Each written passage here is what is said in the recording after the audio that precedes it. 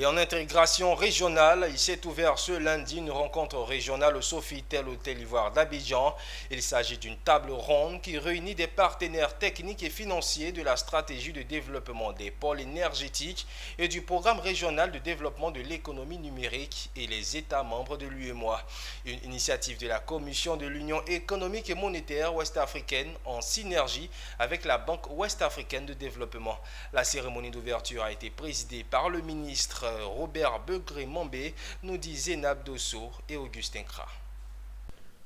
D'une seule voix, ils se sont mobilisés pour atteindre un objectif commun, développer le secteur de l'énergie et de l'économie numérique dans l'espace UEMOA au bénéfice des populations, et ce à travers 2 projets d'envergure. La stratégie de développement des pôles énergétiques et le programme régional de développement de l'économie numérique. La clé pour matérialiser cette volonté n'est autre que la recherche de financement à hauteur de 128 milliards de francs CFA.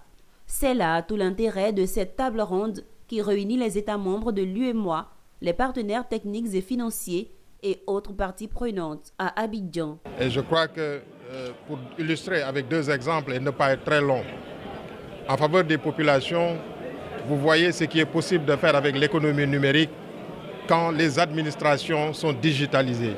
Cela facilite l'octroi des documents administratifs. Nous, notre sujet, il est dans le fond assez simple, c'est d'organiser un travail aux côtés des autres bailleurs de fonds, des autres partenaires techniques et financiers, afin de mobiliser l'ensemble des ressources nécessaires pour le financement des projets, qu'il s'agisse du numérique et de la digitalisation, mais également tous les sujets qui sont relatifs à l'énergie.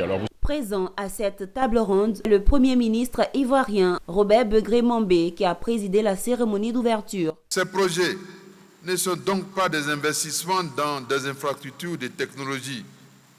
Ils sont en réalité des investissements dans le capital humain. Pour rappel, la SDPE, Stratégie de développement des pôles énergétiques, identifie 3 pôles énergétiques prioritaires dont la Côte d'Ivoire, le Sénégal et le Niger. Son coût est estimé à plus de 14 milliards de francs CFA sur la période de 2023-2027.